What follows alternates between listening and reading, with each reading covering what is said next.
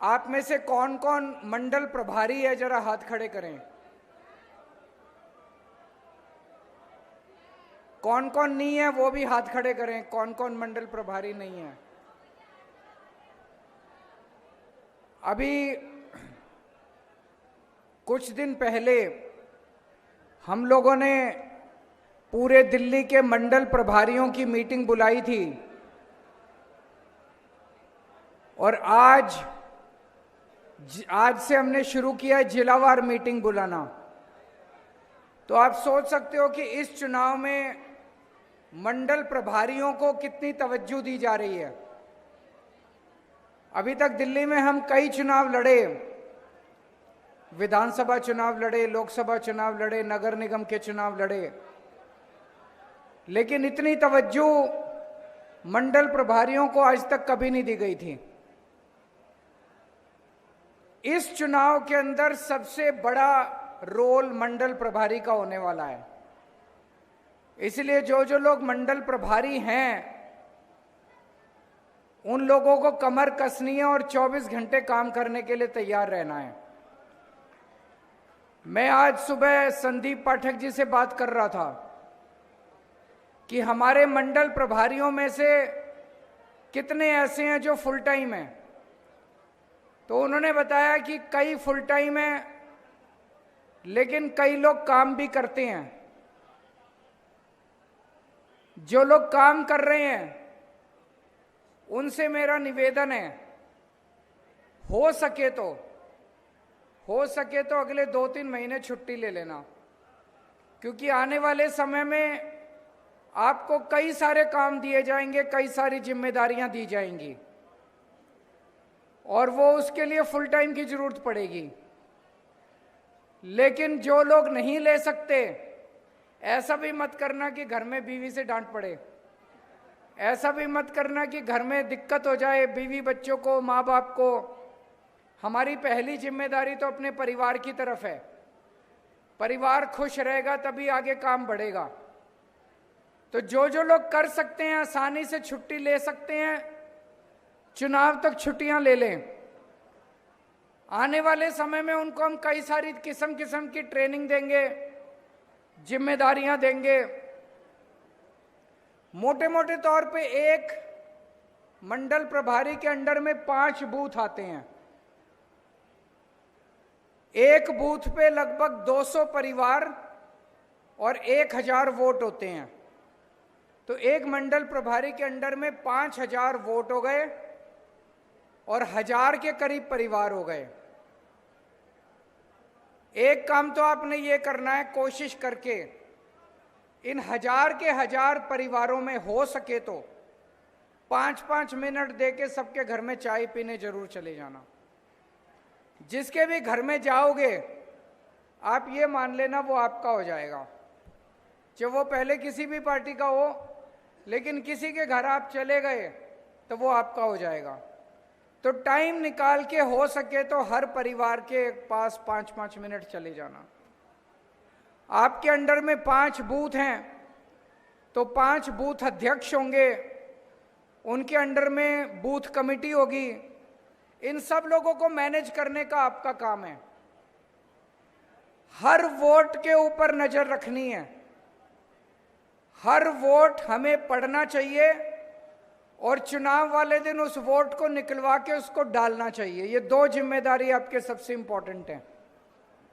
Vote हमें पड़े, आम आदमी पार्टी को पड़े, और वोट चुनाव वाले दिन वो डाल के आए। मेरा अपना मन था जब मैं जेल से निकला कि मैं दिल्ली के 2 करोड़ लोगों के पास घर घर जाके मैं मिलूं, लोगों से मिलूं, उनके साथ बैठ के बातचीत करूं। दिल्ली के लोगों को मैं अपना परिवार मानता हूं, लेकिन मेरे लिए ये संभव नहीं हो पाएगा।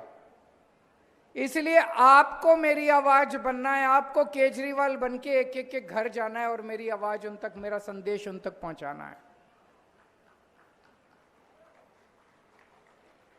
दिल्ली में जो काम हो रहे हैं उन कामों ने पूरे देश को एक उम्मीद दी है।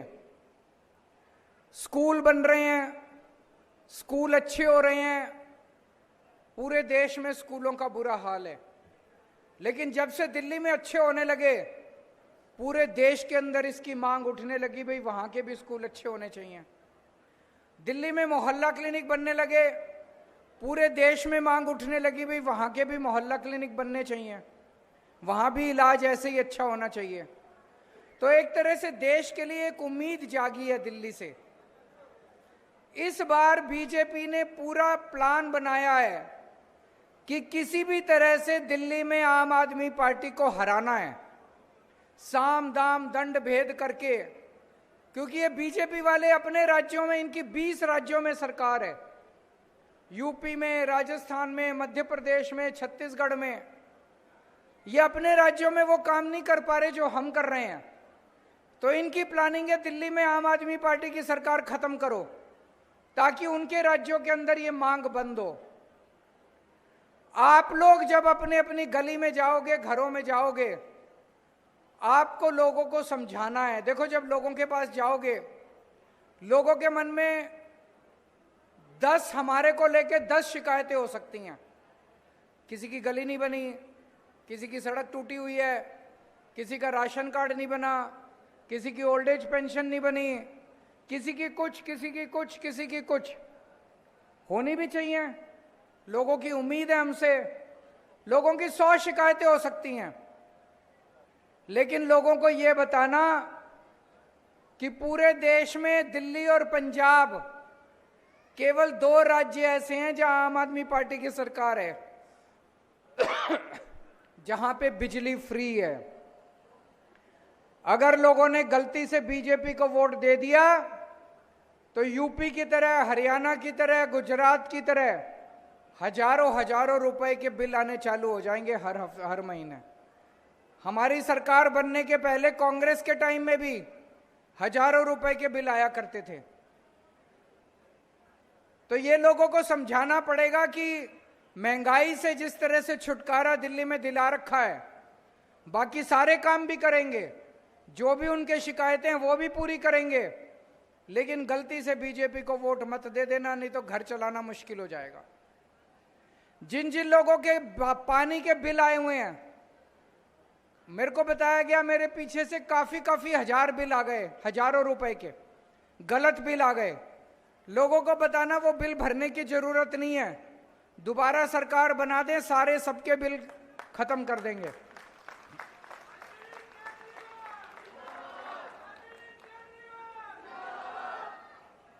इसी तरह से दिल्ली में जैसे स्कूल अच्छे करे, 18 लाख बच्चे पढ़ते हैं दिल्ली के स्कूलों में। इन बच्चों का तो भविष्य बन गया। जिनके बच्चे सरकारी स्कूलों में पढ़ते हैं उनको कहना कि अगर बीजेपी की सरकार आ गई तो ये सारे स्कूल खराब हो जाएंगे। उत्तर प्रदेश वालों से पूछ लो, हरियाणा वालों से पूछ लो। अपने बच्चों के लिए कम से कम आम आदमी पार्टी को दोबारा लेके आओ, ताकि ये स्कूल अच्छे रहें, आपके बच्चों का भविष्य बना रहे। तो इस तरह से लोगों को समझाना पड़ेगा, आपको ट्रेनिंग दी जाएगी। ये बीजेपी वाले आज जा जाके कहेंगे डबल इंजन की सरकार बनाओ, डबल इंजन की सरकार बनाओ, ऊपर भी वही पार्टी, नीचे भी वही पार्टी, उससे काम अच्छे होंगे। उनको बताना जी, एक राज्य बता दो जहां पे डबल इंजन की सरकार है और काम अच्छे हो रहे हैं। एक भी राज्य नहीं है, 20 राज्यों में इनकी डबल इंजन की सरकार है, कहीं अच्छा काम नहीं हो रहा। तो उस भुलावे में लोग ना जाएं। कई लोग ऐसे हैं जो कहते हैं फ्री बिजली नहीं चाहिए हमको। उनसे पूछना 24 घंटे बिजली तो चाहिए। चलो फ्री बिजली नहीं चाहिए। आज पूरे देश में दिल्ली अकेला राज्य है जहां 24 घंटे बिजली आती है। यूपी में फोन करके पूछ लो, 10-10 घंटे के पावर कट लगते हैं। हरियाणा में पूछ लो, छत्तीसगढ़ में पूछ लो, मध्य प्रदेश में पूछ लो, 8-8 घंटे, 10-10 घंटे के पावर कट लगते हैं। 24 घंटे बिजली तो चाहिए। तो अगर दिल्ली के अंदर आपने बीजेपी ला दी तो यूपी की तरह 10-10 घंटे के पावर कट लगने चालू हो जाएंगे। ये सारी चीजें आपको समझानी है। अंत में केवल एक ही बात कहूंगा, जो भी गोपाल राय जी ने कही, हम टिकट देंगे, सोच समझ के देंगे, सर्वे करा के देंगे। अगर कोई एमएलए है तो उसके पुराना उसने कैसा काम किया, जनता उसके बारे में क्या सोचती है, ये सारी चीजें करके देंगे। ये सारा सर्वे करा के देंगे। मेरा कोई इंटरेस्ट नहीं है, मैं अपने किसी रिश्तेदार को टिकट नहीं देने वाला। जब मैं जेल से बाहर आया, कई लोगों ने कहा केजरीवाल अपनी बीवी को सीएम बनाएगा। मेरी बीवी को सीएम नहीं बनना, मेरी बीवी खुश है। मेरे बच्चों को टिकट नहीं चाहिए, मेरे बहन भाई को टिकट नहीं चाहिए, अपने किसी रिश्तेदार को टिकट नहीं देने वाला, अपने किसी दोस्त को टिकट नहीं देने वाला। जिसको भी टिकट दूंगा वो ऐसा होगा जो काम भी करेगा और जीतने के भी उसके चांस होंगे।